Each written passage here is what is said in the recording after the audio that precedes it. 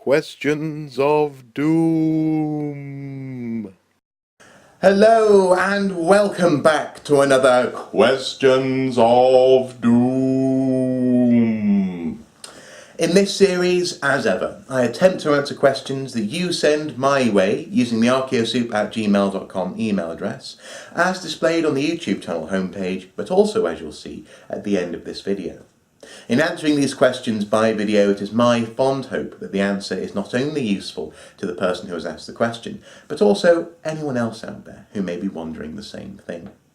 Now, today's question is with regards to decisions made in Britain about preservation and how and why those decisions are made. And the question goes like this. Hello, Mr. A. Mr. A, eh? Mystery, I like. I have been fascinated by all the layers of history that can be found throughout the UK, especially in London. I have recently read Stephen Smith's Underground London Travels Beneath the City Streets. He mentions a car park in London where you can see a Roman wall, circa 190 AD, that lies under the London Wall. I would like to know how the decision is reached regarding preservation of such finds. For example, Roman road versus basement of a historically significant Georgian house, which obviously no longer exists, except for the newly found basement, of course, versus, of course, a new tunnel for the London Underground. In the US, where we think anything greater than 100 years old is ancient, I have seen whole highways redesigned and civil projects stopped, or at least significantly delayed. I value all that has been preserved, but my father once told me, you can't save everything. If you do, you will end up on a cable television show about hoarding. Well, and it says brackets, well, kidding, sort of kidding. I think I would be overwhelmed by having so much history to dig through. It is all very fascinating, and I admit trowel envy. I also love your posts on YouTube. Thank you. Thanks, Jackie Rowland, or Jackie Rowland. Well, Jackie, you ask a fairly good question, a very reasonable question, especially in light of our, I don't know, can you be a history-rich nation? An oil-rich country? History-rich country? Possibly. Yes, we do have an abundance of human occupation and history to dig through, often, in particular in urban environments. I mean, if you look at places like London, they've been occupied on and off for close to 12,000 years. So the decisions about how, where and when something will be preserved and what that means versus progress are ones which are taken very seriously, but also I suspect in a country like ours, ones which we have become accustomed to making. We're becoming increasingly aware that difficult choices must be made. Now, obviously, as you say, you can't preserve everything. And this is where the tension, I suppose, between progress and archaeology, a unique find and a general sort of just historical layer becomes apparent. This is really where those tensions start to show. So first of all, I suppose it's worthwhile exploring what is preservation. You can preserve something in situ, you can preserve it where it is. Actually, you can preserve it without touching it. There are many Roman sites, for example, especially in the northeast of England, where decisions have been made about the fact that we were not going to excavate that because in 5-10 years' time, excavation tools will be better, hopefully, and hopefully that will mean a better excavation as and when that site is opened up and uncovered. Now, usually these have the luxury of, or relative luxury of, being in the middle of nowhere, more or less. So they're not stopping a new, say, block of flats being built. But that's one form of preservation, just don't touch it. Another form of preservation is, as you say, to uncover a layer and have it on show to the public. Or perhaps put a plaque on it, or highlight it in some other way so people know it's there. But unless it's kind of being preserved in situ. You can attempt to preserve a find in situ, or maybe take a chunk of the soil from around that find back with you to a laboratory or something, and then put that eventually in a museum display, or something along those lines. That's another sort of form of preservation. And of course, there's also preservation through good record keeping, a good excavation. Now, it's worthwhile also mentioning, because obviously there's the element of preservation, but it's also worthwhile mentioning that excavation is destruction. As much as, for example, I'm reminded of a Roman bathhouse in York. It's underneath a pub, and you go into the pub, you can have a pint, maybe then go downstairs into the museum. Although I don't think you're allowed to take your pint with you. Anyway, you can go downstairs, and there's this man at a desk who sort of sometimes looks a bit grumpy, but and you're able to sort of walk along this gantry and look down on an exposed layer, which is the remains of a Roman bathhouse. It's quite well lit, and it's also quite impressive. But what instantly strikes me upon seeing such things is just they're actually sterile.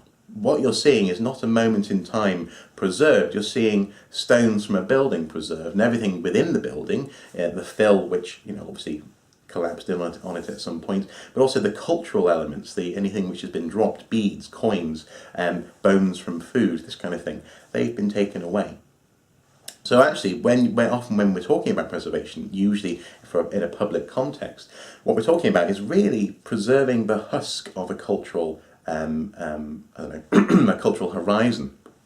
It's not really something which has been preserved, rather it's been cleaned up, and now it's this sort of sterile impression of what was there. So in many ways, excavation is absolutely just destroying archaeology, and even when you get down to a layer that you want to preserve and put on show, you're still actually destroying it. And this is where good record keeping, a good excavation is crucial.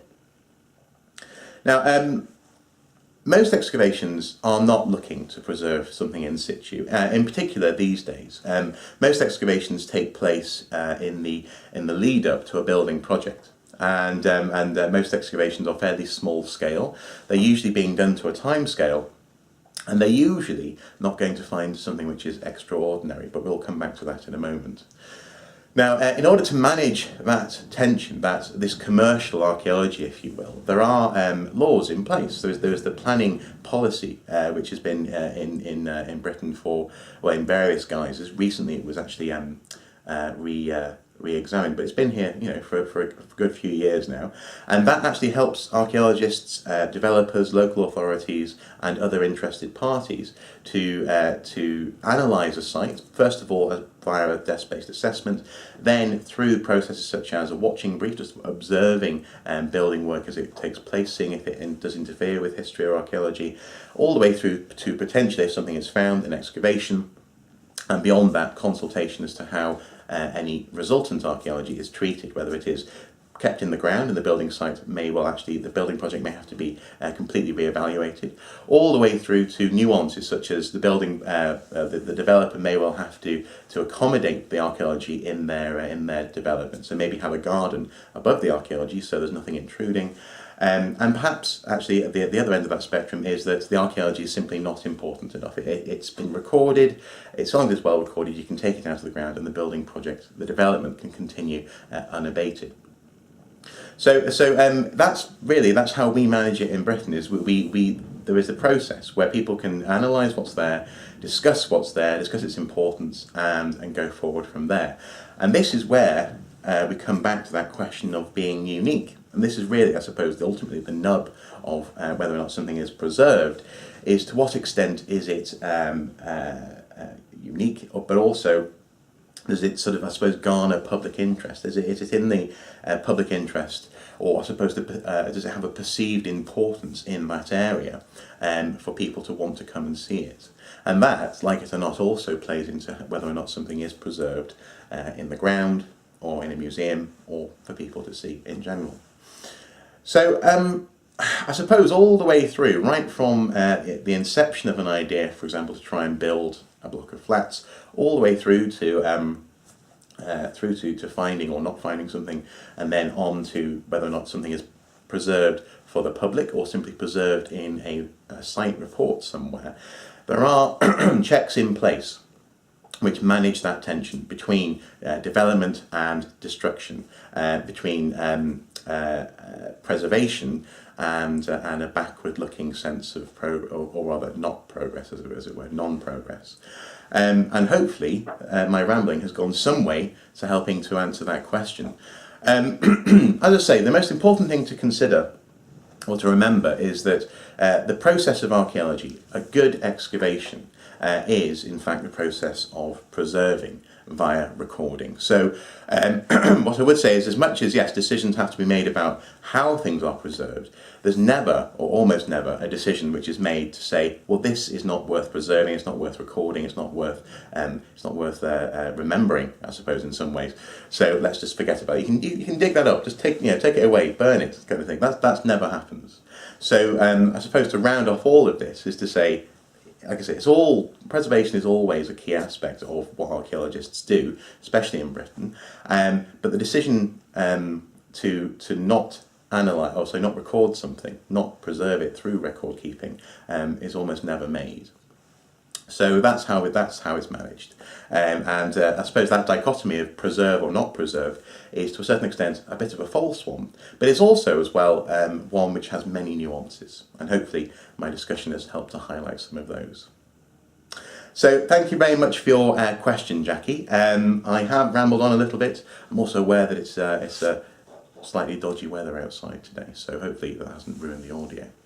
Thank you once again for asking the question. Thank you also as well, actually, for bringing to my attention your trowel envy. It's nice to know that some people like the idea of coming and living in Britain. So, once again, thank you. If you have any thoughts or opinions on this, please do comment below. If you are a developer, or if you're an archaeologist, or indeed if you're just an interested observer, someone who's observed an excavation in an inner city area, comment below. Share your experiences, share your thoughts, and I suppose whether or not everything is worth preserving in some way. Should local authorities be more willing just to say, well, actually, yeah, burn it. Yeah, that doesn't matter. We've got 10 of those. Or actually, it is the way that we go about it.